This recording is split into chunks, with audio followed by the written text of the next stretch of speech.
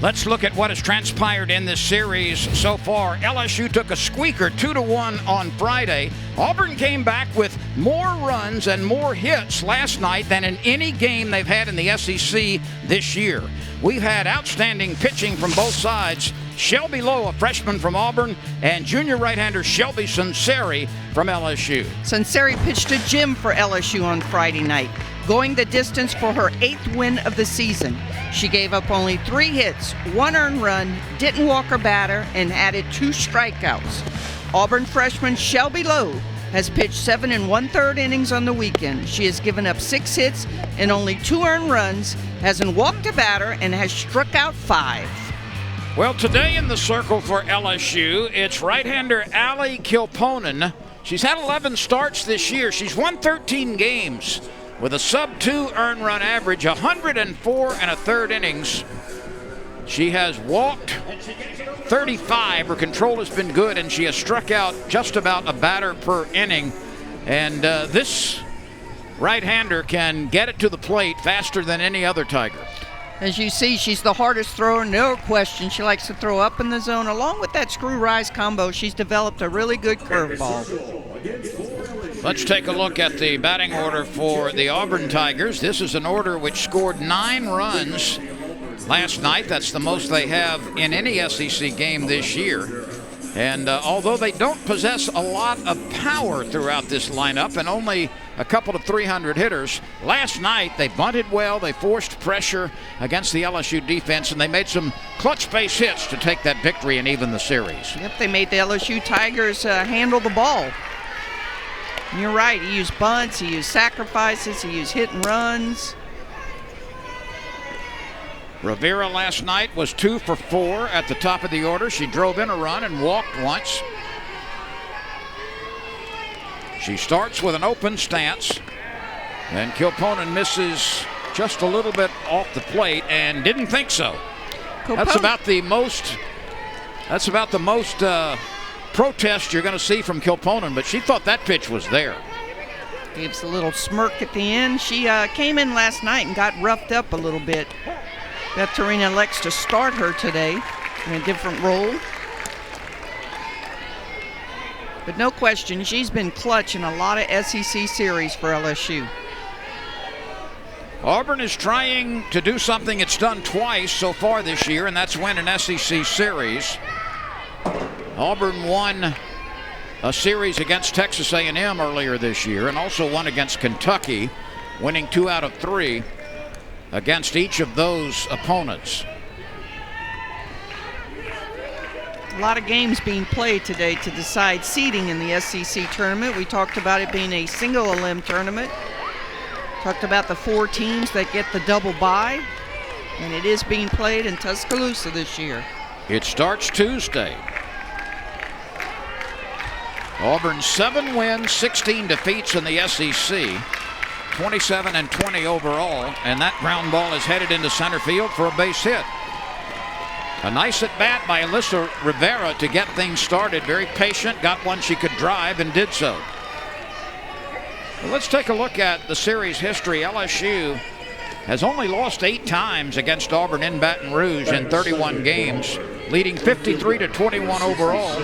LSU is 8-4 in its last 12 meetings and has won 5 of the past 6. And this venue has been especially difficult for Auburn to pick up a victory. The bunt is turned into an out at first base, but a sacrifice by Tyler King, and that's something Auburn did very nicely last night. You know, we talk about it's a lost art sometimes, and I talk about it can't be easy. We always say bunting is easy. It can't be easy because so many teams can't execute it, but this Auburn team has been finesse in it the last 2 games. Gutierrez fielded that bunt and threw it over to second baseman Taylor Tidwell covering the bag. And a high strike sails in to Sidney Cox, the second baseman. Sidney was 0 for 2 last night.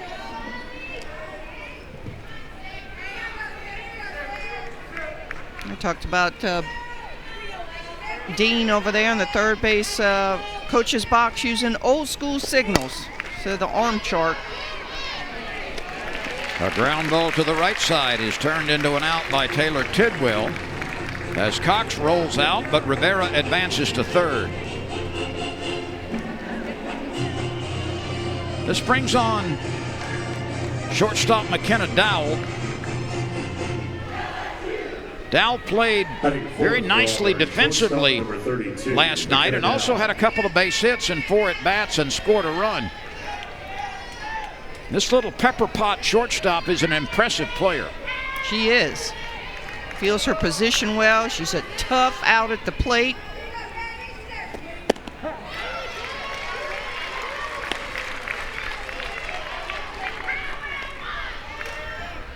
Rivera opened the game with a ground single to center. She was sacrificed to second, moved to third on an infield out by Cox. And now it's Dowell trying to put Auburn on the board in the first inning.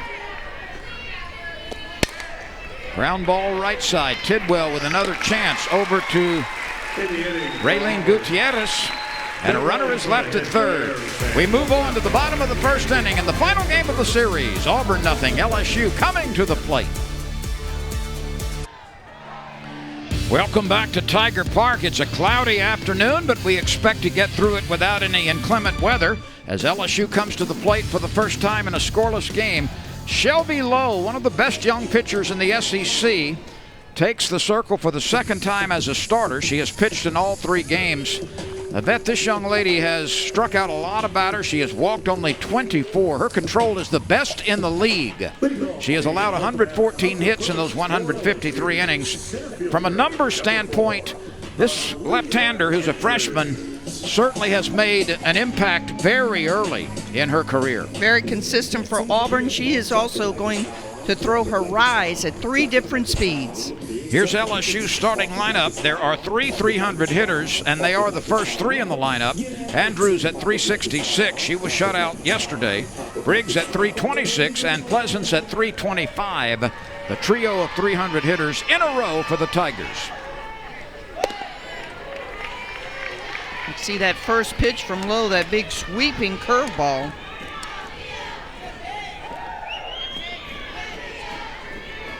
Andrews is 1 for 7 in the series. She was hitless last night, and her 9-game hitting streak was ended. Auburn pitched very well to Andrews yesterday. Had the ball working in and out, up and down, and Andrews never really got into a rhythm at the plate. And Mickey Dean said that's the for him, for the key to the game for Auburn was to control Andrews. Andrews is potentially playing for the final time in this stadium. That will be the case if LSU does not get a regional. That'll be announced in a week or so. But number 4 in goal today will go down in history as one of the finest players in LSU softball annals. Not a good start for Auburn, walking the leadoff batter, and not just any leadoff batter. This Andrews can fly. That's one of the very rare walks from Shelby Lowe, only the 25th of the season. And this brings on Sierra Briggs with a 326 average.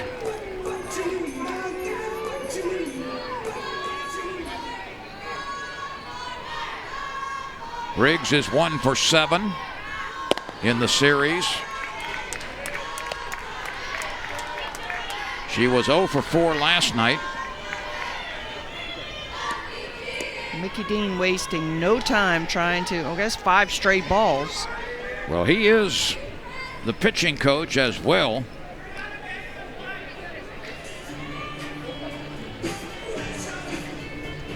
Lowe may be trying to be a little bit too fine.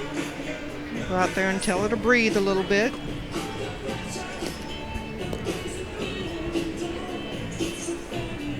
And this is routine for him. He talks to his pitchers and he talks to the rest of the team. Let's take a look at today's weather conditions. You see the cloudy skies. Winds out of the south-southwest at 14 miles an hour. A comfortable 83 degrees right now, and officially no chance of rain. Woo-hoo. So don't let those gray skies bring any trepidation.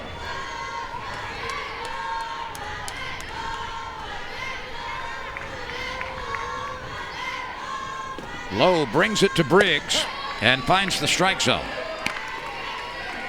Two good young players opposing each other right here. Lowe in the circle, Briggs at the plate. Two of them with very bright futures. You are correct. Love everything about Briggs.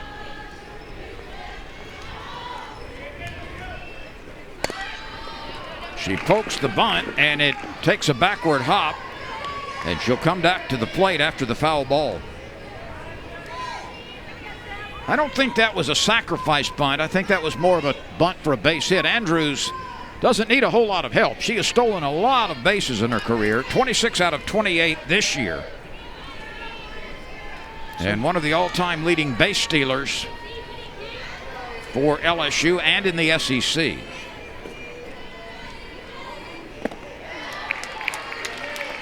So far, Beth Torina showing some respect to the Tiger, Auburn Tiger catcher. Good one, who is a good one.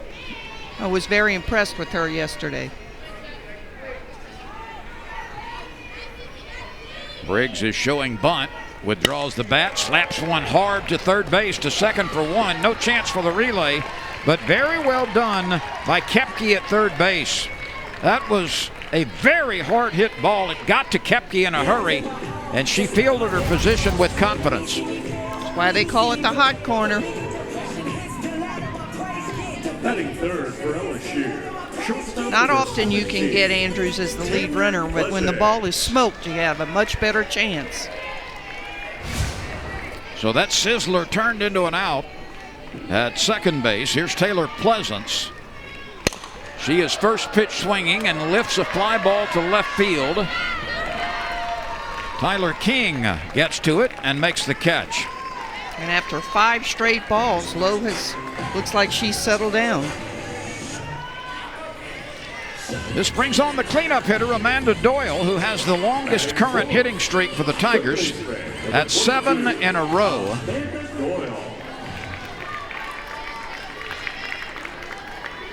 Doyle was 3 for 4 last night.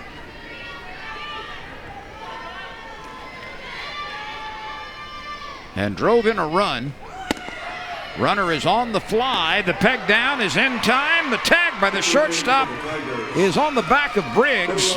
And Sierra Briggs is thrown out, attempting to get into scoring position. Let's take another look at this peg. Well done by Aspen Godwin from behind the plate. Kind of sidearms it to the shortstop.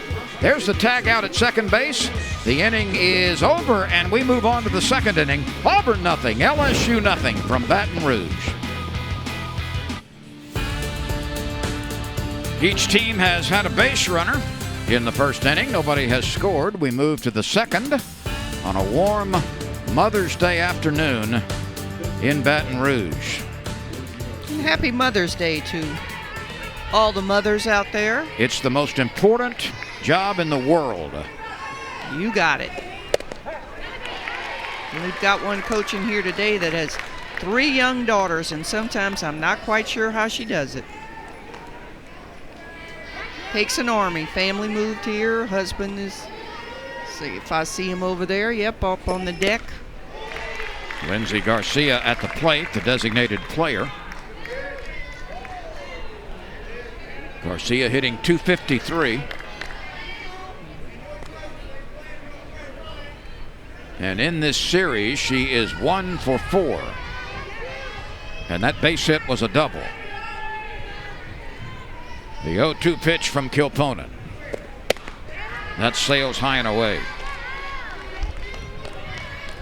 You know, that it's become, I guess, a little blasé, a little common. Everybody on this Mother's Day says Happy Mother's Day. But when you think about the worldwide impact of every mother who has given birth, and then the impact they've had on so many people they don't even know, and you and I both wish we could say Happy Mother's Day to our mothers. And I can remember your mom in this ballpark with that ever-present grin, never met a stranger, supporting her team, you, no matter what. Very fair-minded, though. Very observational. One of the great ladies at any ballpark. And both of our mothers are gone, but those memories just never, ever fade. Absolutely, and I'm sure your mother was the same way. And she loved baseball and softball.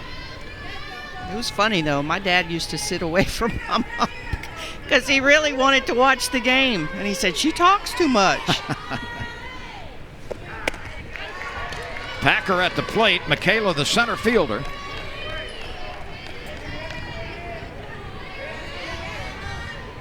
This young lady is 2 for 5 for the series. She has scored 3 runs and has homered.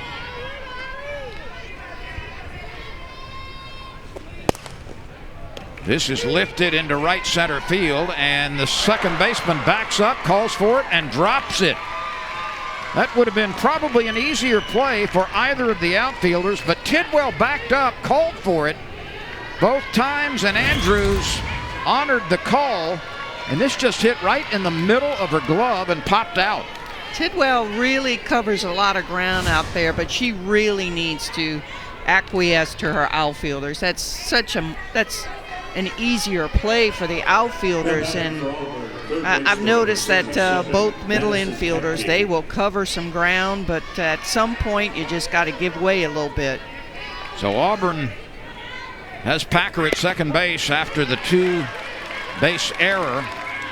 LSU was plagued with some shoddy fielding last night as well, and that contributed to some Auburn opportunities. Madison Koepke at the plate.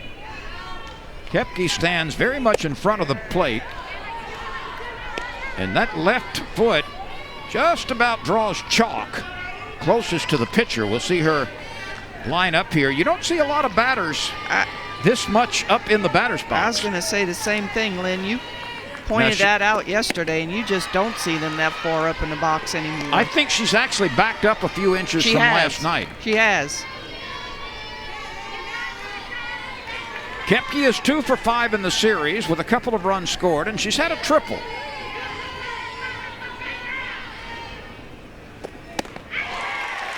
You see that big sweeping curveball from Phil Ponin. Beth Torino wasn't really a curveball pitcher, and I laughed the other day when she said, I think I've gotten better at calling it and really utilizing it more. She's one of the best pitch callers in the game. Andrews lopes quickly to her left and makes the play. Number 4 in center field is the best center fielder defensively in the SEC, and I say that certainly with respect to many, many great ones, but that young lady you see right there is on another level defensively. I'm going to tell you, Beth Torino's going to cry not to be able to write that name down, but the pitchers are going to cry next year. Now, I don't quite know who's going to play center field, but there's a lot of balls that have been caught in 4 or 5 years by that young lady that should have been hits. She'll line this one up and squeezes it, and Auburn leaves a runner at second base after the 1-out error by the LSU infield. We go to the bottom of the second. We are scoreless, Auburn and LSU. We turn our attention next week, Tuesday. It starts. That's the SEC Championship Tournament from Alabama. Tuscaloosa, the site. All of the teams in the SEC will be involved in this single elimination tournament. The excitement and the consequences of postseason play, May 11th through the 15th. All games televised from the SEC ESPN Network or ESPN2.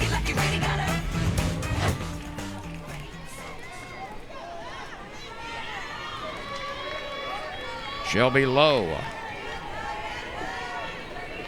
the freshman left-hander who has had a sensational debut for the Auburn Tigers, delivers, and this is lifted into center field. Packer is there, and Amanda Doyle is retired. Lowe has really settled down from those first 6 balls that she threw. Yvette, we have just learned that Florida, which was trailing 4-0 late in the game, came back to beat Texas A&M 6-5 on a walk-off home run. The Gators were being no-hit for most of that game before they erupted in the latter innings. So that means Florida has tied Arkansas for the regular season championship, and Florida will be the #1 seed in the tournament based on the tiebreaker. 2 hearts in Gainesville and Fayetteville, just a fluttering.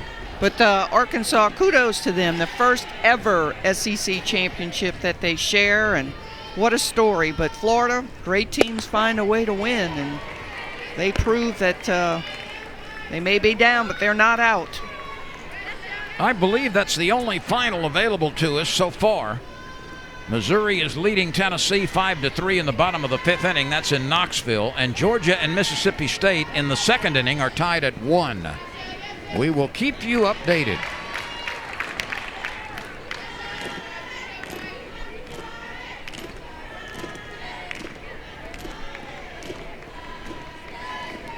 Georgia Clark had quite the day yesterday. See if she can continue her hot weekend streak. Let's take a look at this home run by Georgia Clark. Last night, she lifted it over the center field wall. You can see she is the emotional leader of this team, and it was a no-doubter off the bat. Clark is tied for 2nd with 8 home runs for LSU. Taylor Pleasance leads with 10.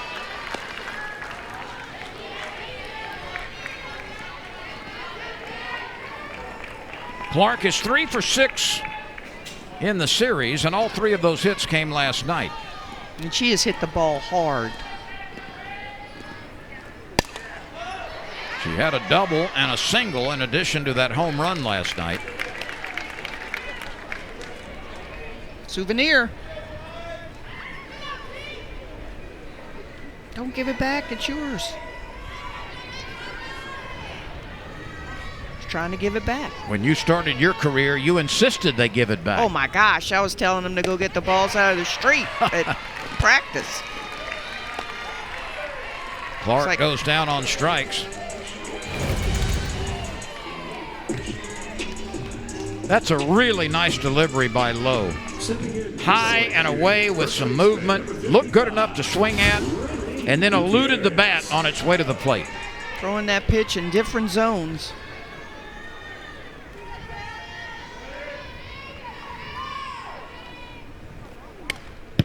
See the break on that pitch right there.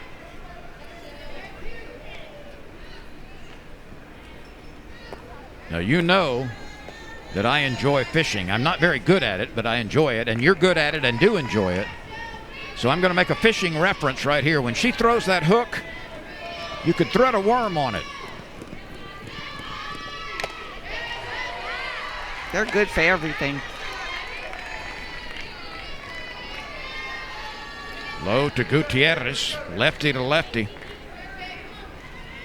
But the best line I ever heard was from a 3-year-old who asked me, "Where's its mouth?"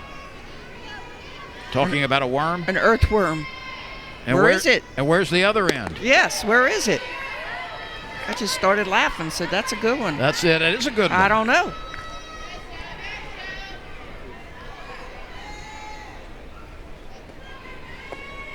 Where's anything? Gutierrez trying to get it started with 2 outs in the 2nd. Ooh. That knocked the glove off of Lowe. She picks it up and turns it into an out. Look out! Incoming! That literally knocked the glove off the right hand of Lowe, but she was able to jump on it right here. She does not panic. And this is a fine play by the rookie. Nothing soft about this game. Great presence. Here comes the line drive.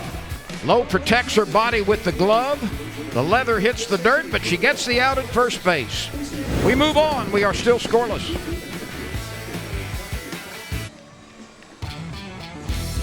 Softball from Baton Rouge this afternoon on the SEC ESPN Network. Auburn and LSU wrapping up the regular season. You're looking at Allie Kilponen, the starter, who's gone a couple of innings and allowed 1 base hit. And she finds the strike zone to Aspen Godwin. Throwing that backdoor curve. Godwin did something earlier in this game that no other catcher has done so far this year, and that's throw out Briggs on the base paths. Sierra Briggs was 10 for 10 in stolen bases, And Briggs was nailed back in the first inning on a superb throw by Aspen Godwin. She has been very impressive behind the plate this weekend.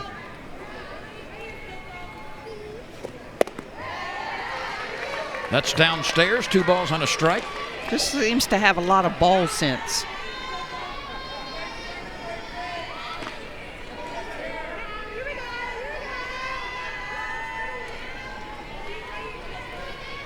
Here's the 2-1 delivery, way up and out. Godwin is 2 for 5 in the series and has homered. That came in the first game. That's her only RBI against LSU this year. Pleasance unleashes the strong, accurate throw to first base for the out. I dare say LSU's middle infielders might have the 2 strongest arms around. I don't think you would find any serious arguments.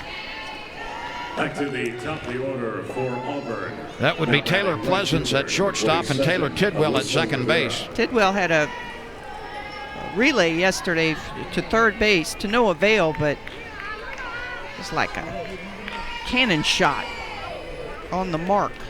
Here's Rivera, who has the only Auburn base hit that led off the game. And eventually she was stranded at third base. Auburn has left 2 runners in scoring position through the first 2 innings. Rivera at third in the first and Packer at second in the second. That's a foul ball on the check swing.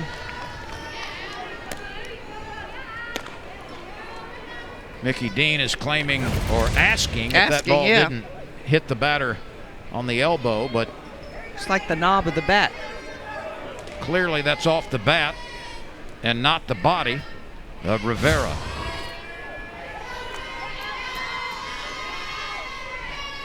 The 1-1. A changeup is lifted into shallow center. Here comes Andrews. Out number 2, recorded by the center fielder.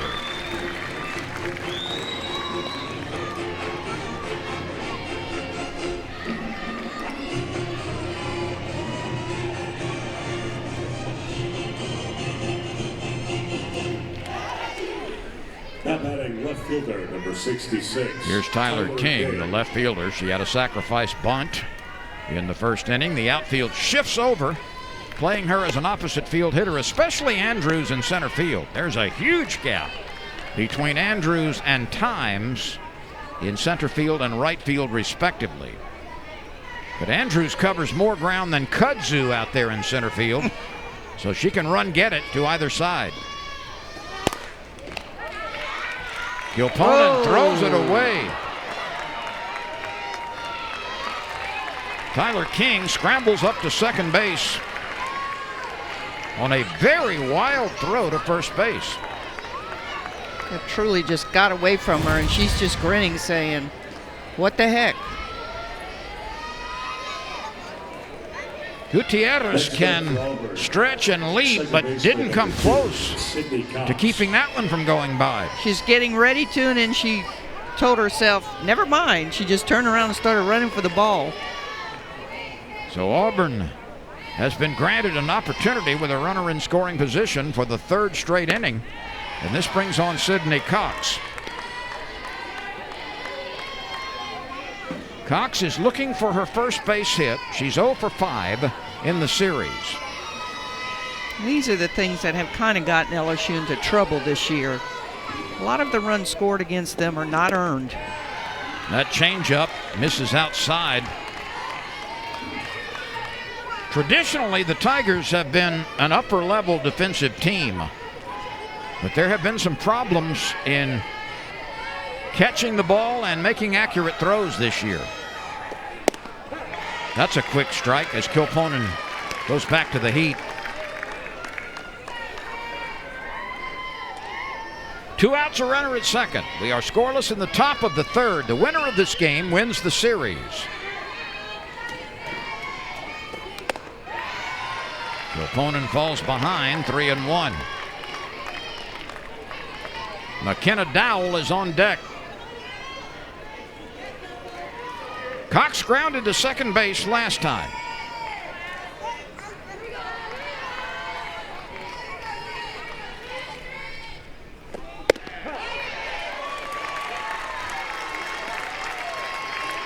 Unhittable pitch there.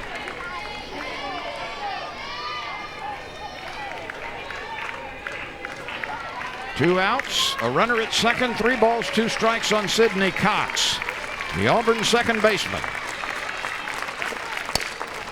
Off speed dribble down to the right side, picked up by Gutierrez for the tag, and for the 3rd straight inning, Ali Kilponen is able to escape a hot spot. We move on. We are still scoreless.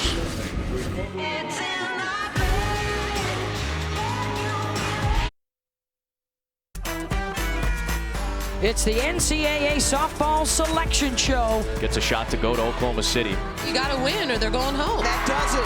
Back to the Women's College World Series. Feeling pretty confident right now. When we reveal the bracket for the NCAA tournament. I'm king of the mountain. That all comes up Sunday, May 16th, 9 o'clock Eastern Time, as the road to the Women's College World Series will be unveiled. Right here, we are in the final game before postseason starts. LSU and Auburn playing their 24th SEC game.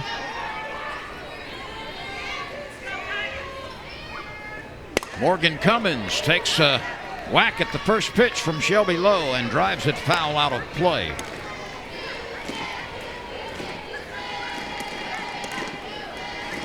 This ballpark in full bloom, so to speak. The cypress trees that ring the park on the outside are just gorgeous, full canopy and the best green you've ever seen. The crepe myrtles are starting to bloom too in their full canopy. The only thing that's still in doubt out with the cypress in left field is the those trees you see right there. Those palm trees took a beating for a week with very low temperatures back in February. I think I see a little green coming out though. That we were both very worried that they may not make it through it, but I think they're going to. Just give it some time. Just not used to that prolonged freeze we had here. There's a little lettuce on top of that. Come on, you can do it. Like the little engine that could, you can do it. Cummins flies to Packer in center field for the first out. Here's Taylor Tidwell. Fought hard for those pine trees. They gotta live.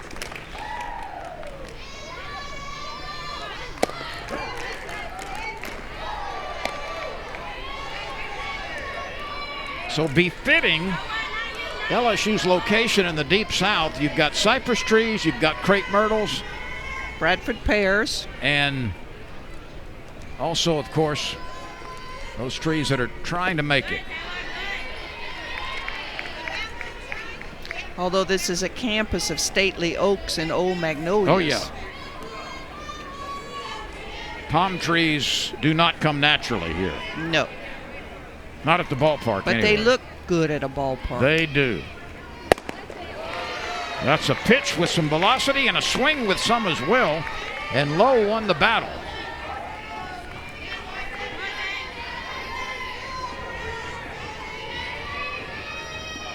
Shelby Lowe,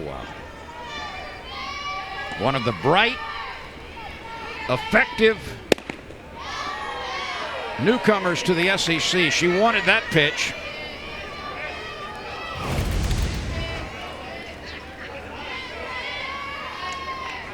Perhaps just off the plate.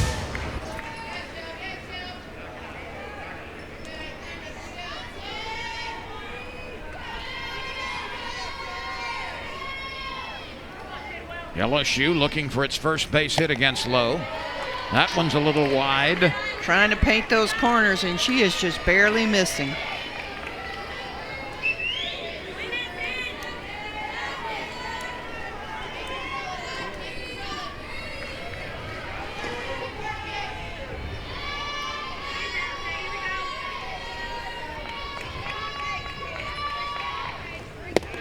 Swing and a miss, a strikeout as Tidwell Was able to get the count to 3-2, but could not come up with the low pitch. Now batting for LSU, right fielder. That's a waist-high pitch on the outer part of the plate, and Tidwell could not find it. And the senior from across the river, right behind us, gets to start here on Senior Day. The 6th-year senior making history. Hopefully she has this record for as long as the program is around. Akaya Times, who has been a full-time pinch runner for LSU for the most part in her career, out of Bruley, Louisiana. Hey, she's hitting 600 right now, so. Times is 3 for 5. She appears in most every game in some capacity as a pinch runner. And I'd like to know how many times, the percentage of what she does scoring-wise. I know that she energizes her home crowd every time she's on base. She has scored 10 runs as a pinch runner.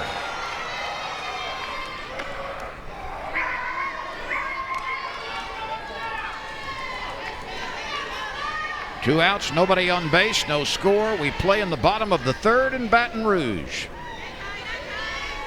with the wind blowing essentially from right to left, as it did last night. 1-2 pitch. Times pulls it foul. Had that ball stayed fair, we might have seen Times try to leg it out for a double, especially with 2 outs.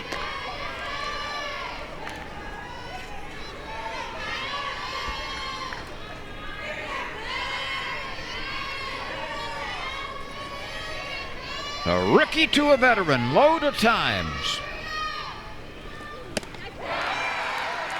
Akaya goes down on strikes. 7, make it 8 batters in a row retired by Lowe. And we go to the 4th inning. On a Mother's Day afternoon, we are scoreless. Auburn and LSU on the SEC ESPN network. There's Auburn coach Mickey Dean in his 4th season. 123 wins at Auburn. He was a very successful head coach at James Madison and Radford before he took the Auburn job. He's got 601 career victories, counting the one last night, and he was a heck of a baseball player at Elon College. And his teams actually participated in a couple of NAIA World Series during his career. Do you know what position he played? I do not. I was going to ask if he was a pitcher since he works with the pitchers. Perhaps so. The hog riding coach. We told the story last night. There's a knock to right field off the bat of Dowell. She liked the first pitch and shot it into right for a clean base hit. And the Auburn Tigers in every inning have provided some pressure against LSU. They have you're right. In 24 hours, they haven't stopped with constant pressure on the Tigers. And once again, it's the little shortstop that we like.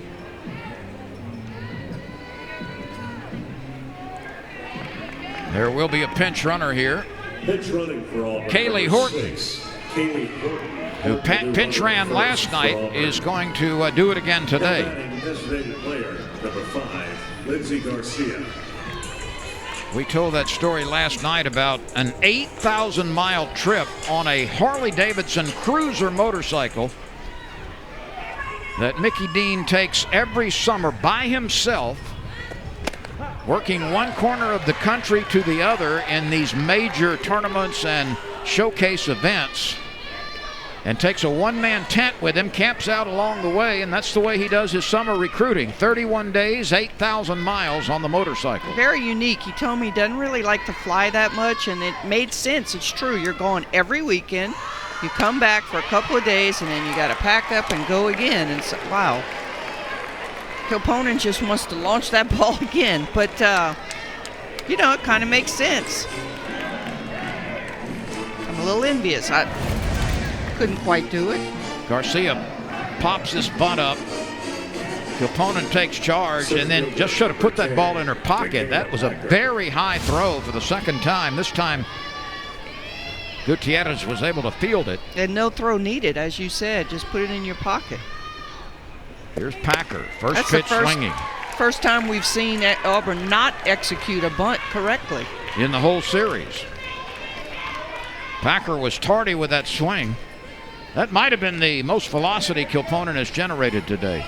That last pitch was at 67.6 miles an hour. She comes back with a changeup. It's cued off the end of the bat.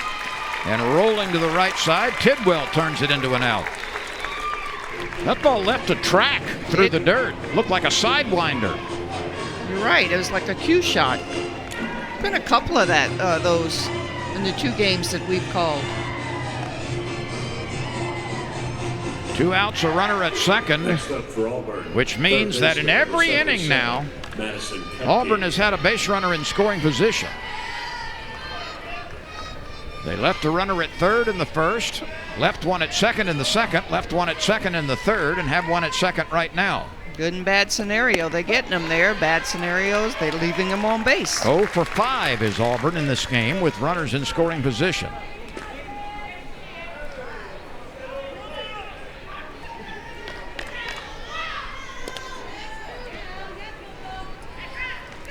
Madison Kepke lined out to center last time.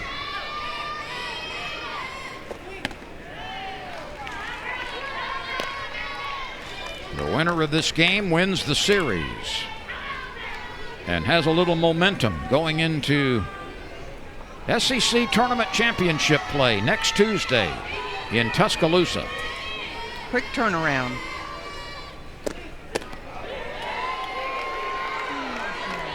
The off-speed pitch is a little bit off the mark. We hadn't seen too many yet from Kilponen in this game. Riggs, Andrews, and Times are a little bit deeper than usual, and straight away for Kepke.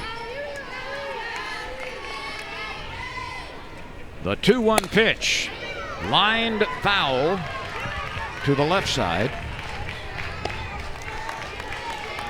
Kepke's only got 1 home run and only 4 RBIs.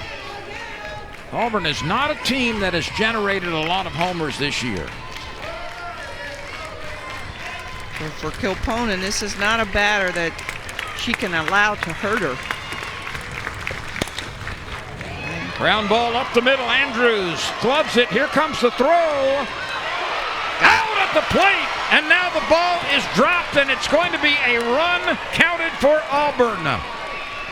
Morgan Cummins took that strong, accurate throw from Andrews, and the ball was knocked loose from her glove. Watch Andrews here charge this and unleash a perfect throw to the plate.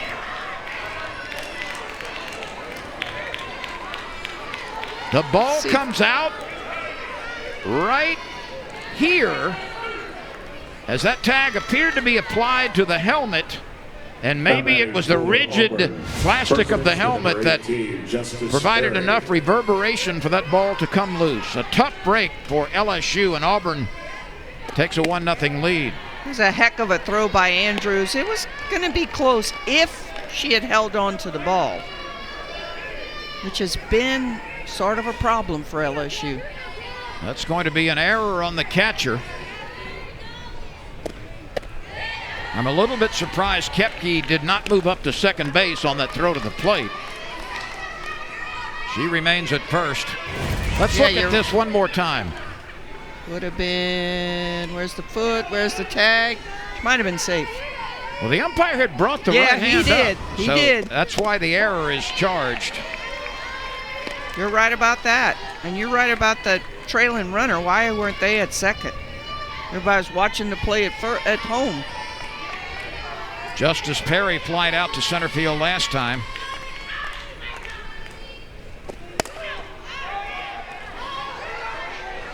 This one is popped up, and Pleasance makes the play in foul ground.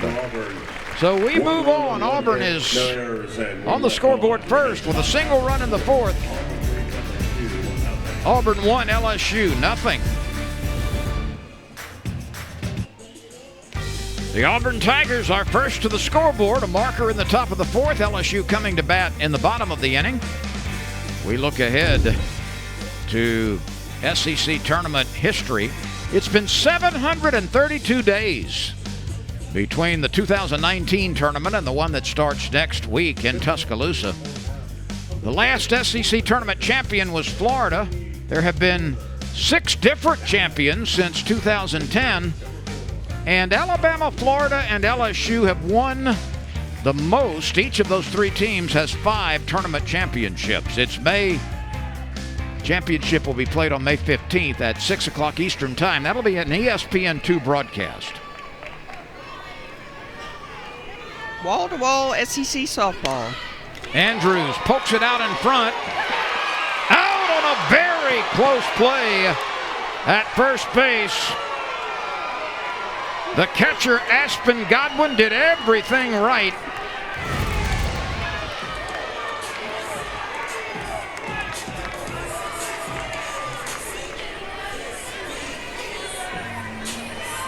You make the call. Next up for the Tigers. It appeared she was safe, but it goes Auburn's way. LSU's bench is not finished carping on the call.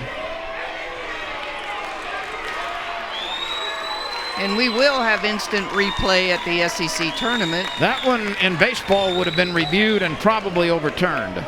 I'm not quite sure why all the second basemen don't get to the front of the bag. Let's look at a freeze frame. Safe. Andrews appears to be on the base with the ball out in front of the glove, not yet making contact with the first baseman. But it'll be an out, and it does not diminish the effort by Godwin behind the plate. I was about to say, have I told you how much I like this catcher? Once or twice. Well, make it 3 times. Very impressive. Riggs tries to bunt her way aboard, Make and it Aspen Godwin finds it to her left and makes the catch. I like those active, nimble catchers that are so quick on their feet.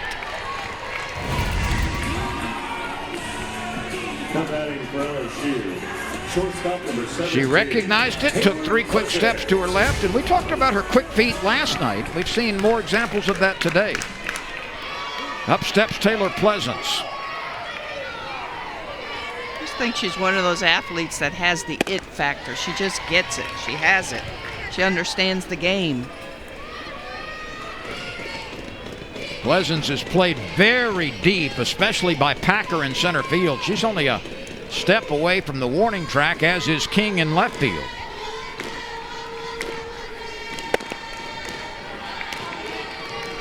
Auburn as a team, or at least represented by the starting lineup this afternoon, has only 18 home runs. By comparison, Pleasance by herself has 10.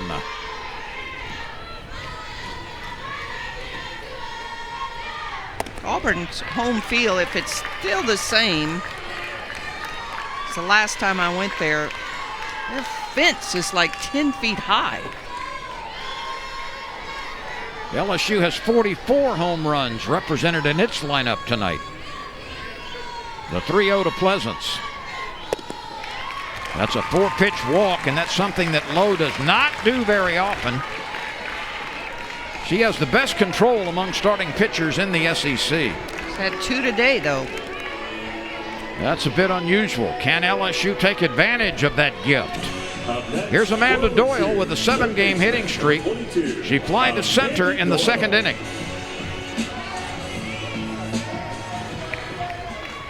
See Mickey Dean with the call sheet there. He is calling the pitches, and he has an assistant coach signaling them in. A strike to Amanda Doyle. Popping that mid, as you say. Echoing in this ballpark at 65 miles an hour. Doyle, including her flyout in the 2nd inning, is 4 for 8 in the series with a double and an RBI. She's also played very well defensively at third base the entire weekend. I could be wrong about this, but I believe, watching Doyle through the years, that this is her best year. She had 6 assists at third base in game 1. She had 7 last night, no errors, and only 5 errors the entire year at the hot corner. That's good stuff. Steady Eddie. Whoa, That's there's a fair nice ball. one. Pleasance has to get back to second.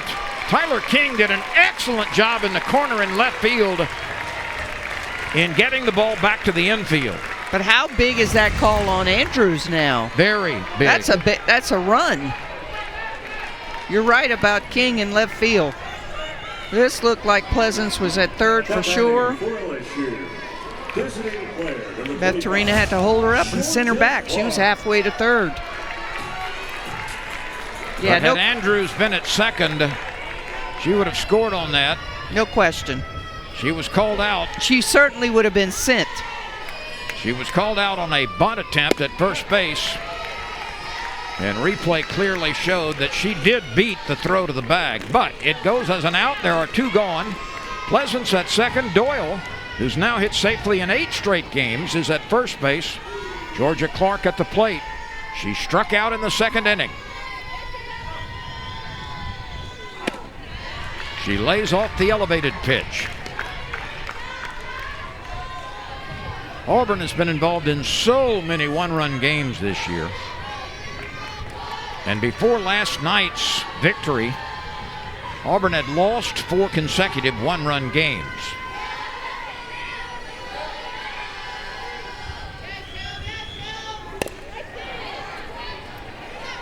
Truly a defensive swing there by Clark. Lucky that ball went foul.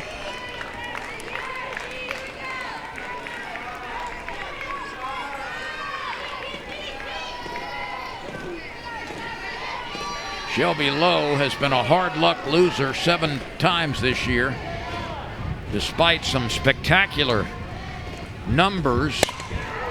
A high drive, which will stay in the ballpark, and it settles into the glove of the left fielder Tyler King for the third out. Georgia Clark got under that pitch just a little bit. The Just Tigers missed. threaten, but they leave a pair, and we move on with Auburn up at the top, 1-0. 6 seniors were honored this weekend by LSU, 2 in each game. Akaya Times and Claire Weinberger today. Always an emotional moment. There are family members, hugs and smiles and memories all around. So Akaya Times and Claire Weinberger honored today as 2 of the 6 seniors. And there's the 6 seniors for the LSU Tigers. Taryn Antoine, Amanda Doyle, Aaliyah Andrews, Mary Beth Gorsuch, Akaya Times, and Claire Weinberger. And next thing you know, they'll all be standing in each other's weddings. Sisters for life.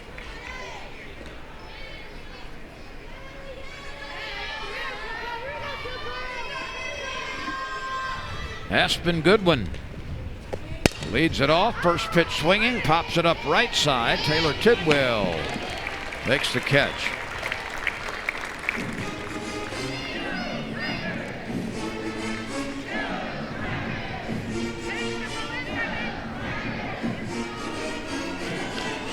Back to the top of the order for Auburn. Now batting right fielder number 21, Alyssa Rivera. Here's Rivera at the top of the order. Here's a good looking changeup on the first pitch for Kilponen. Off speed little curveball. Alyssa has singled and flied to center.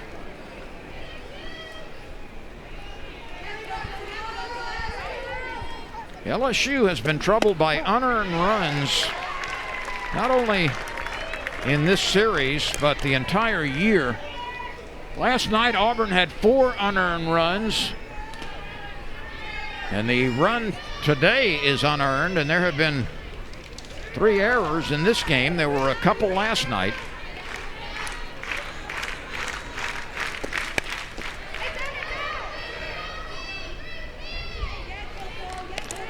You know, Yvette, Auburn and LSU have a connection that I'll bet nobody knows about, or very few know about.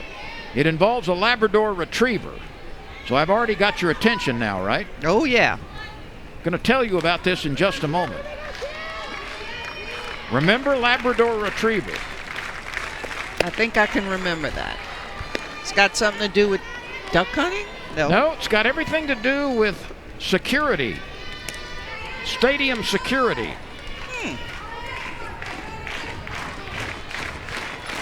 The 1-2 pitch. Grounded to the right side. Another play for the second baseman as Rivera is thrown out. Auburn University has a contract to train young Labrador Retrievers. They start them out as puppies, and they train them as cadaver dogs. They train them as bomb-sniffing dogs, as illegal substance dogs. And the dog that comes through this ballpark and also Alex Fox Stadium, Skip Bertman Field, before every game and sniff things out to make sure that there is nothing, not a problem. That dog was trained at Auburn. They call him the Auburn dog here. I didn't know that. So Auburn, which has that program. By the way, if you're ever in Auburn and want to roll around with the puppies, they like that. They ask for people to come volunteer to socialize the dogs with humans 2 or 3 times a week. You're there every day? No. But the bomb-sniffing dog used at LSU was trained at Auburn. And it's a lab. It's a Labrador Retriever. Your favorite. Oh, absolutely. In fact, I thought it was my dog when I first saw it. But the security forces and the LSU police speak very highly of the Auburn-trained dogs that they get from Alabama, not the University of Alabama. So is there more than one university or more than one site that does this? They don't provide all the dogs throughout the country, right? I don't know that. Yeah. I thought I did well just to get that story I was in. thinking, they can't do all that. Tyler King is thrown out at first base, and we move on. A quick inning for Kilponen, but Auburn leads it 1-0. 1 run, 3 hits for Auburn. It was an unearned run in the 4th. No runs, a single hit for LSU, and 3 errors. By the way, I've got an update on the Auburn dog story. The dog here that came from Auburn that's used by the LSU police force is named Jazz. Leading off the home half of the Very informative. Now, I didn't know that, first baseman, number 55. but our sources have told me that dog's name is Jazz. Appropriate. Getting back to the softball game, Indeed. LSU has now given up 49 unearned runs. How many? 49 unearned runs this season. That's astonishing. Talk about shooting yourself in the foot. That is really a high number.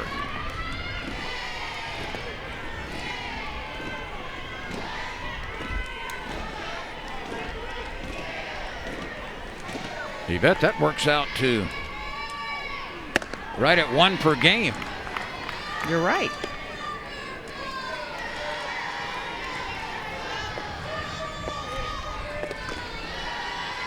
Two 2-0 to Gutierrez. She lined one off the pitcher Lowe last time. Lowe was able to recover and throw her out at first base.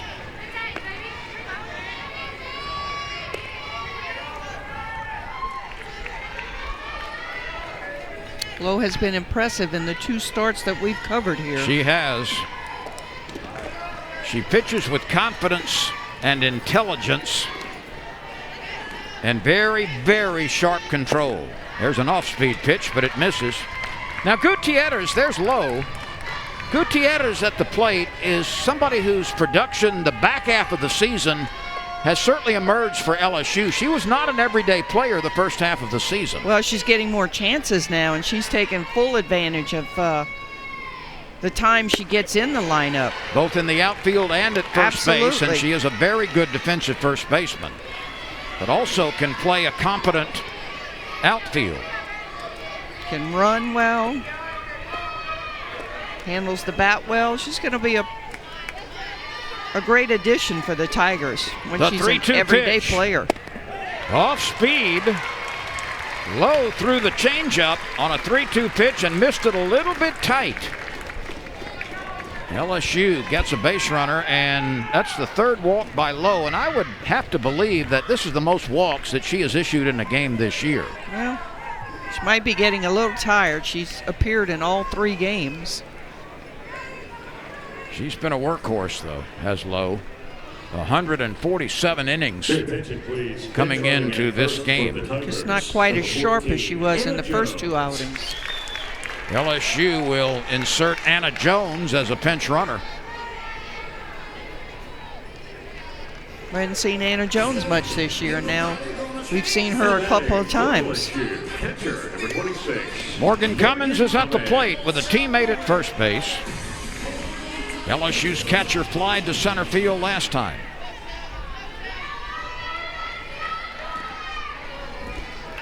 The sacrifice is successful by Cummins. Jones moves to scoring position. She's 2 bags away from tying the game. And Taylor Tidwell is the scheduled hitter. But I believe we're going to have a pinch hitter here. Danica Coffey will bat for Tidwell.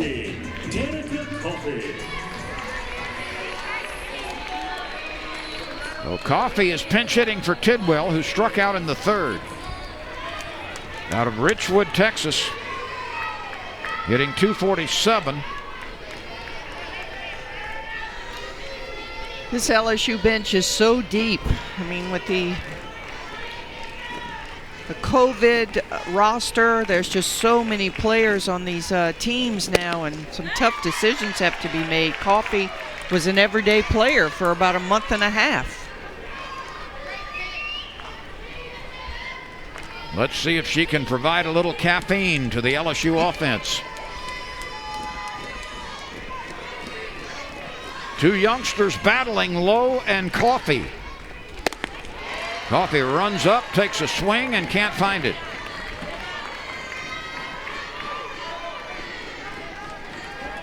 One run, 3 hits for Auburn. No runs and 1 hit for LSU. The only hit coming off the bat of Amanda Doyle. That was last inning. Coffey lines it, and it's grabbed by the shortstop. Throw back to second. What a double play. An amazing turn of 2 started by Dowell at shortstop over to Cox for the force back at second base. That is one whale of a play by the middle infielder. Can't do it any better. And look at this shot that she robs her of.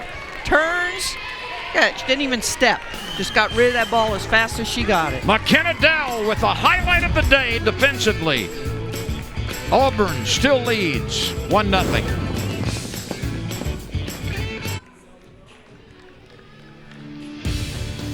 Welcome back, everyone. We are in Baton Rouge.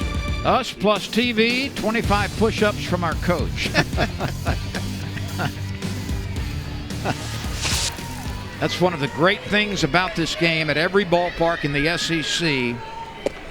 The parents, their children, it's safe, it's encouraging, it's wholesome, it's fun, it's exciting.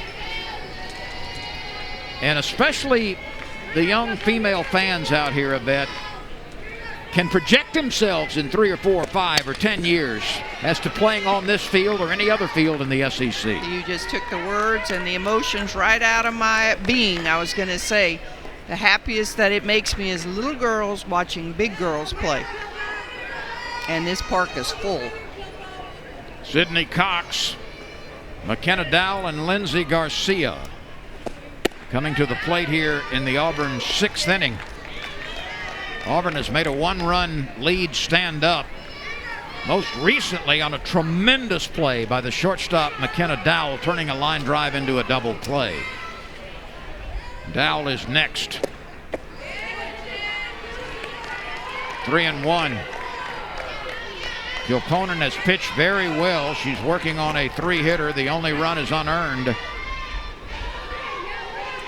But LSU obviously wants to stay within 1, which brings the tying run to the plate each time LSU gets an at-bat, and there are 6 outs available to the LSU Tigers in this game. Coffee couldn't have hit that ball any better than what she did in ending that last inning.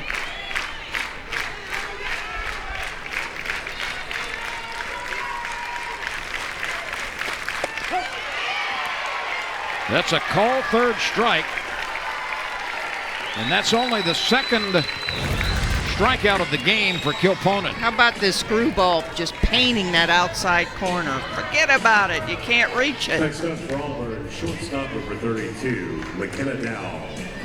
Here's Dowell, who has grounded to second base. And she has scored the game's only run, or at least got on board. Horton scored the run as the pinch runner. Dowell had a single in the fourth to get things started, and eventually scored after a base hit by Koepke, or at least Horton did.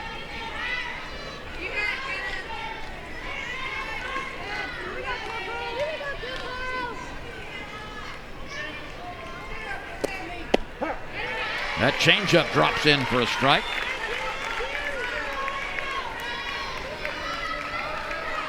Auburn last night, on its way to a 9-5 win, didn't score until the fourth inning. And the fourth inning has been the productive inning for Auburn tonight. Kilponen to the plate. That's a bit elevated. Briggs, Andrews, and Times in the outfield from left to right. Clark, Pleasance, Coffee, and Gutierrez on the infield from third to first. There's one fast outfield out there. Coffee backs up and makes the play at second base.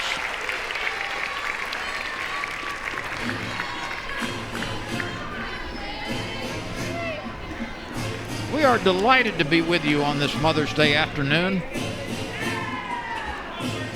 This is the final regular season game of the year for both of these teams. Designated player number 5. And if you didn't call your mama yet, get on the phone right now. Indeed.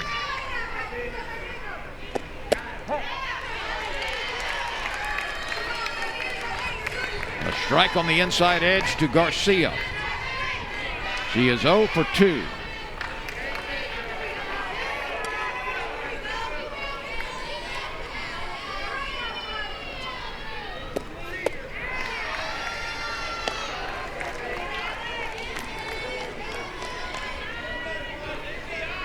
LSU and Baton Rouge several days ago was identified as one of 20 sites that are in consideration for regional play. 16 will eventually be chosen. 20 were identified as suitable sites given COVID conditions, etc. And we shall see how this plays out. It'll be a For very LSU. If LSU does not get a regional, or Baton Rouge does not host a regional, then this will be the final game of the season in this ballpark. a very interesting process from the aspect of, you know, teams didn't play out of Big 12. I mean, the Pac-10 didn't play out of conference. So how does that work?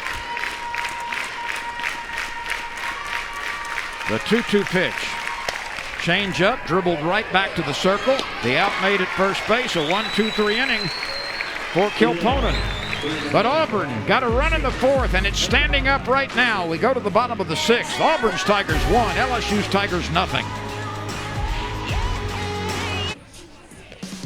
Runs have been hard to come by, so have hits for both teams. Auburn leads 1-0 over LSU.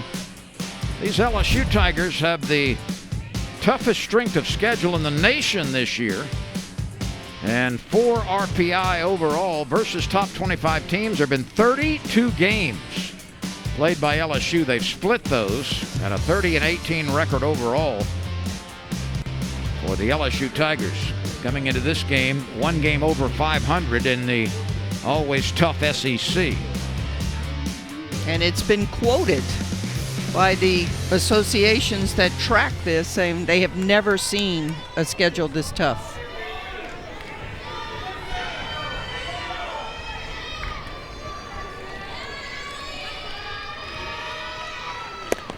So here we go in the 6th inning. Allie Newland, the freshman, is batting for LSU. She is hitting for Times at the bottom of the order. We haven't seen Allie Newland in a while. Andrews and Briggs are also scheduled to hit, so this is 9, 1, and 2 in Beth Torino's lineup. 3 slappers in a row, 3 lefties that can run. And a southpaw pitcher in the circle.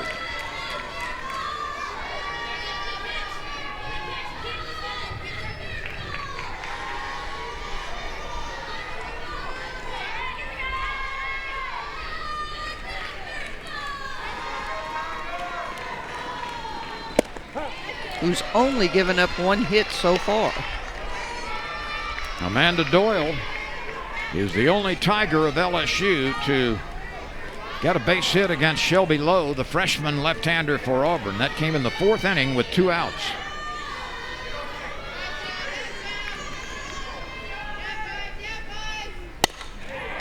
There's the second hit of the game for the Tigers as Newland pokes one the other way and got it by Kepke at third base. How about doing your job, coming off of the bench and getting that base hit? Both subs have come in and hit the ball hard. Newland finds that 5-6 hole, and she's going to give it up for Kaya Times, who's going to come back and run. To run at first base for LSU, 0-0, Kaya Times. So Newland delivers the pinch hit single. Times is the pinch runner. And we've got conferences all over the dirt. Crucial time here. 6th inning. The beauty of this game, nothing happens and then bam, it all happens within an inning or 2. That's exactly the case at Florida today. The Gators were being no-hit through, 4 or 5 innings and trailed 4 or 5-0 and came back to win that game. Talking about making some adjustments, huh?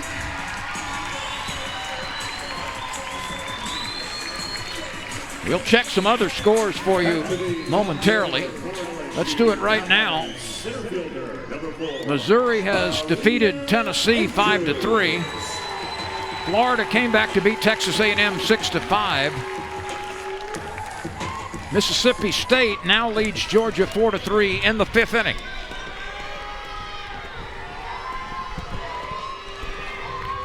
Andrews gets the bunt down. The ball is loose beyond first base. Kaya Times moves over to third. Andrews stops at second.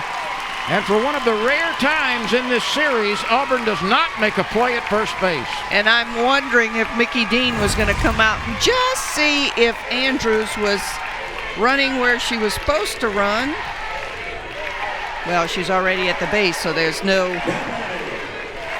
asking there. I think he might ask anyway. That will be an infield hit for Andrews. And LSU, for the first time, has runners at third and second with nobody out. Let's see where she is, and if the defender has a chance to see the ball. Way inside the line, is she impeding? Again, this is something that would be replayed in baseball, but there is no such option in softball yet. It will be coming in future seasons. I knew eventually he had to come out because I believe any coach would go ask about this. Now, the umpires are certainly within their right, Yvette, to confer and say, did anybody see anything wrong with this play? Andrews is clearly outside, in this case inside, of the running lane. She is safe at first base. And then the ball gets by the first baseman. Did any of the umpires conclusively see something that would allow them to overrule the first rendering? And that's what they're talking about right now. No question, it's a bad throw. It puts the second baseman in a pretty tough situation to try and field that ball. Remember, but Andrews was clearly safe on a play earlier, and she was called out. But does Andrews interfere with that defensive player, allowing them to make that catch? Well, Mickey Dean is going to get his money's worth. I think he's going to have the last word. It might not be on the field, but he will have his last word. Am I seeing correctly? Did he hold up a cell phone? Oh, No, that's not. I thought maybe he had videotaped the play and said, hey, take a look at this. Now, that would be something fresh, wouldn't it? Well, you can't do that, I know, obviously, but yes, you're right. But we have video right now. So that's an infield hit and an error. Andrews, who has tremendous speed, is at second base. She represents the go-ahead run. Now, if that ball, the correct play by Auburn, or the smart play, would have been just to nail her in the back, and then she'd have been out. But it's hard to think that fast sometimes. Nevertheless, Andrews puts that bunt down, and Tigers they got something cooking now. Times at third base. Andrews at second, nobody out. Tying run at third, go-ahead run at second. Sierra Briggs is at the plate. She has reached on a fielder's choice and fouled out to the catcher. Such a bang-bang play in this game. Bases are so close. Everything has to work to perfection to get that out with a runner as fast as Andrews.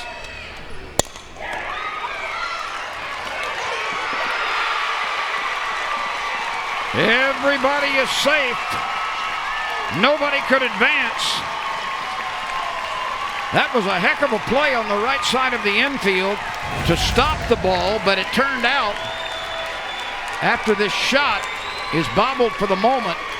First baseman had no play. Justice Perry did well to keep that ball on the infield and prevent any damage. That ball was hit so hard by Briggs it just popped out of her glove. Otherwise, she'd have been able to tag her at third. They might have had a play at second base where Andrews was halfway to third, but there was nobody at the bag. I don't think anybody was covering back at second base. There wasn't. 3 consecutive base hits for LSU after being held to just 1 hit prior to this inning. Now it's Taylor Pleasance, the leading home run producer for the Tigers and the leading RBI producer as well with 43. Well, it's all set up for the Tigers now. This is exactly who they want at the plate. Pleasance has flied to left and she has walked. Shelby Lowe. Her job is just to get the ball out of the infield. The outfield is very deep.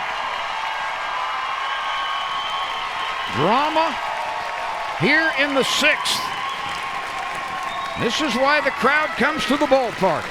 And the crowd is making an impact right now. Amanda Doyle is on deck. Pleasance cocks the bat over her shoulder and lays off the elevated pitch. That's a good effort by Lowe to try to get her to chase it, and certainly Pleasance almost flinched a little bit but held back. This is where you'd love to have a drop ball pitcher here.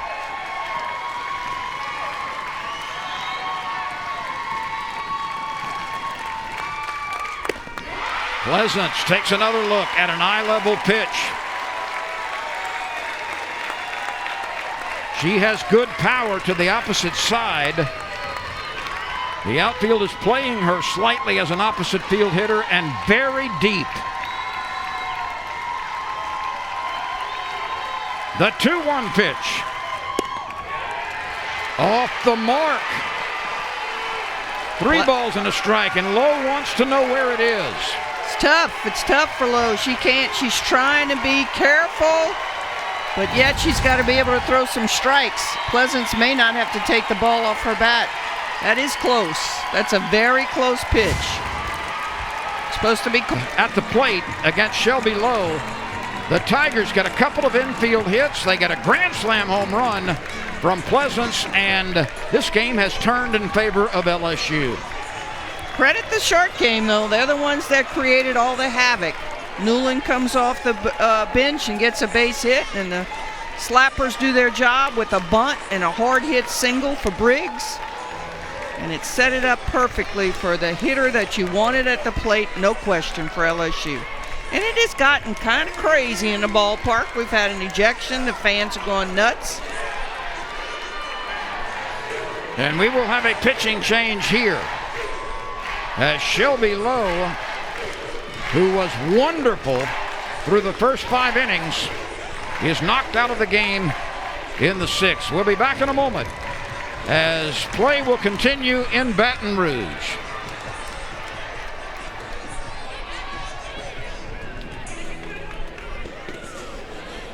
Maddie Penta, who was the starter last night, comes out of the bullpen on this Sunday afternoon in relief of Shelby Lowe. This is also a freshman with tremendous potential for Auburn. 9 wins, 8 losses, a 2.69 ERA, 86 innings of work, 104 strikeouts, 40 walks. On occasion, that's been a problem. She throws very hard, mostly with a curve and a rise pitch, although she did throw some effective changeups last night.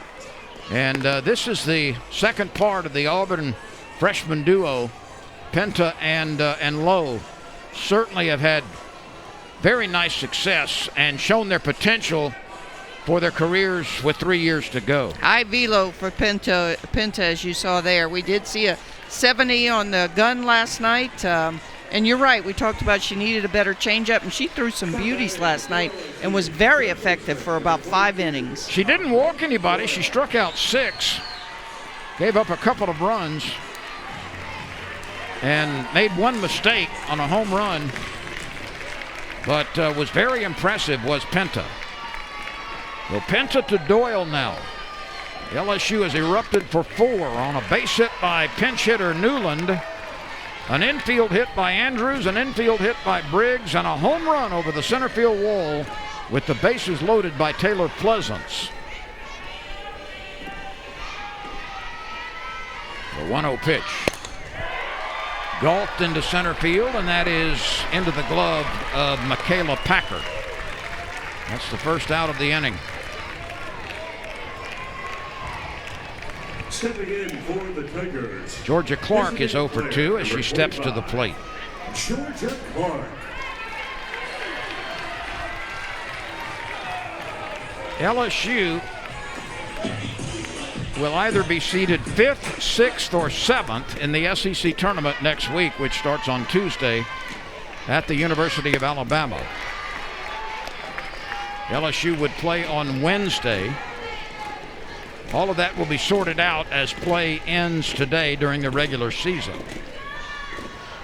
If the Tigers lose this game, LSU's Tigers, if they lose this game, they will be in the 7th seed. That is for certain. If they win, they'll either be 5th or 6th.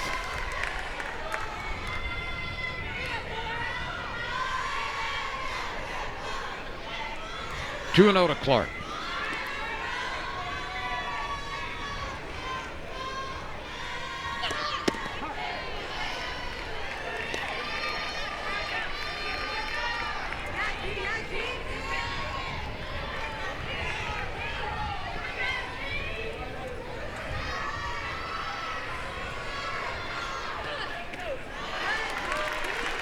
Clark thought about it, but stays off that pitch. It's 3-1. What a 6th for the Tigers. Held to 1 hit and an explode.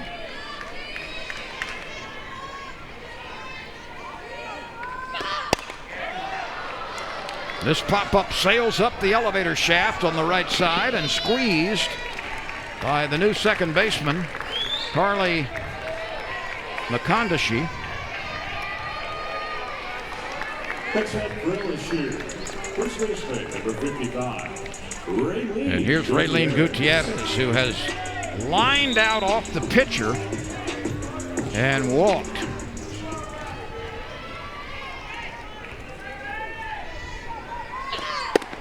Penta misses outside.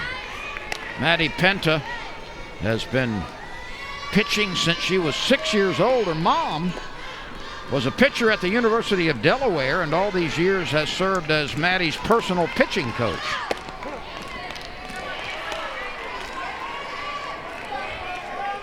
Penta is one of the hardest throwers in the SEC.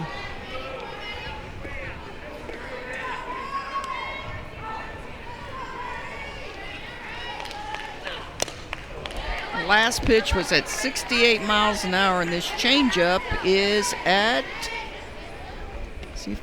54. Perfect speed ratio. When she learns how to control that changeup and throw it with confidence, it's going to really set up her heat. She's got the breaking pitch now and the hard stuff, but Yvette, when she starts mixing pitches a little more, this is going to be one of the budding stars in the SEC in the circle. Got to move that ball through the zone. But you're right, the changeup is the clincher for her.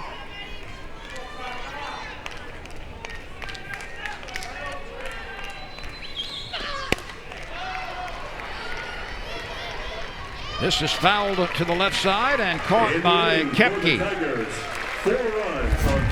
So no more damage after the big swing by Taylor Pleasance, her 11th home run of the year.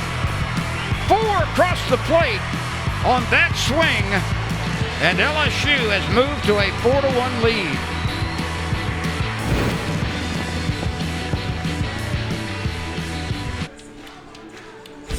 LSU erupting for 4 in the 6th on a grand slam home run by Taylor Pleasance.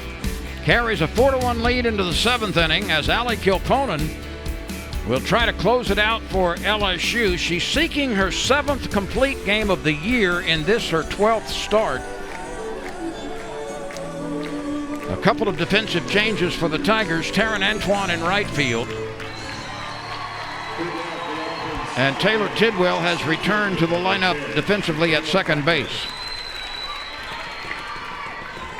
So Kilponen, who has retired 1, 2, 3, 4, 5, 6, 7 in a row, works against Michaela Packer, who has reached on an error and grounded to second base. Opponent's fired up in that circle. She kind of fist bumped on the first strike. That had some twist to it, and it burns the plate. So she had a 67 mile an hour rise ball. This was a curve ball at 67. Got some flamethrowers out there in the circle in these innings. Kilponen delivers the 0-2, and it's fouled away.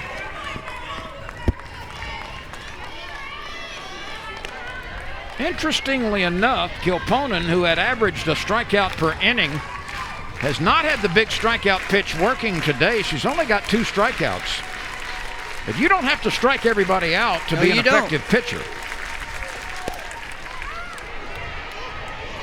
Tidwell squeezes it for out number 1. Obviously, the ball is moving a little bit better for her last night. She kind of got hit hard last night, maybe trying to throw through that spin. Next up for both of these teams, it will be SEC Championship Tournament softball from Tuscaloosa. There's a changeup to Koepke, who has lined out to center and singled. Changeup at 52. Both pitchers are well within that range that just makes that changeup devastating with that speed change. And a second consecutive changeup. Well, that one was prettier than the first.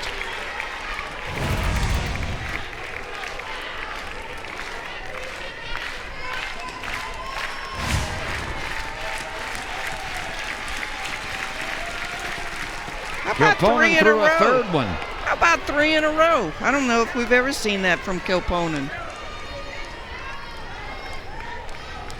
We saw it on occasion from Allie Walljasper, and then even more than 3 in a row, but Kilponen got the first 2 over. That one off the mark. The 1-2 pitch is the riser, and it's elevated.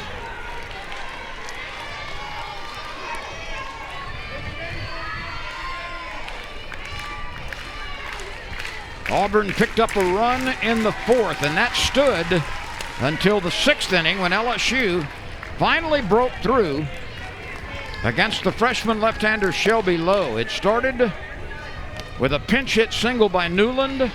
Andrews reached on an infield hit, so did Briggs. That loaded the bases with nobody out, and Taylor Pleasance drove one into the center field bleachers to account for the 4 runs. Speaking of Taylor Pleasant, she makes the play at shortstop. Now, Kilponen over these last 3 innings plus has been really good. She has retired 1, 2, 3, 4, 5, 6, 7, 8, 9 in a row. And guess what, Yvette? None of those balls have been out of the infield.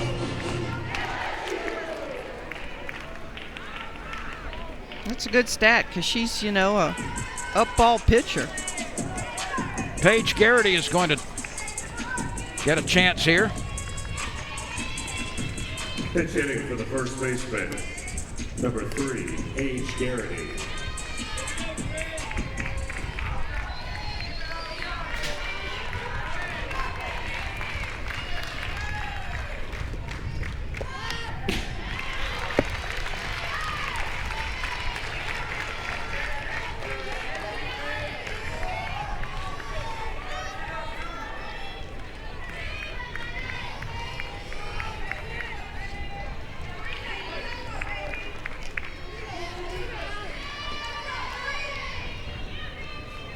Kilponen to the pinch hitter.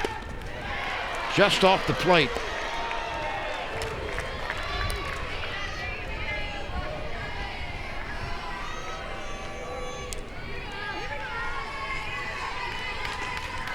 Garrity trying to keep it alive with 2 outs in the 7th.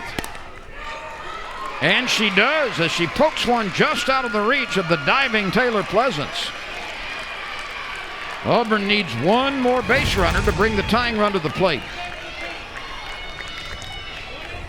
Still alive for the Auburn Tigers. Pleasance with a good effort, but out of her reach.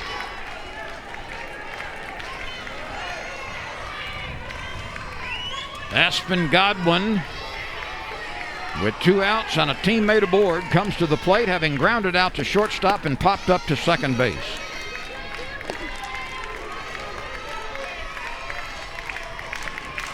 One run, 4 hits for Auburn, 4 runs, 5 hits for LSU, and 4 of those 5 hits came consecutively last inning. The final one was a grand slam home run by Taylor Pleasance.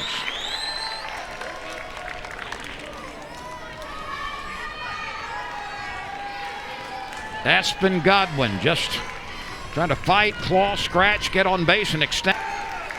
The runner will be moving from first. 3 balls, 2 strikes, 2 outs. Andrews started in. She retreats. She's got it a couple of steps in front of the warning track. And the LSU Tigers come back with 4 in the 6th to win it by a 4-1 count. And Yvette, this was a very, very significant victory for LSU. 1,200 wins for this program. The program began in 1979 as part of the AIAW, ended in 1981, restarted in 1987. 28th season overall, 21 NCAA regional appearances, 8 super regionals, and 6 times in OKC. And the 4-1 win today represents the 1,200th win for LSU. And by the way, my partner sitting to the right was involved in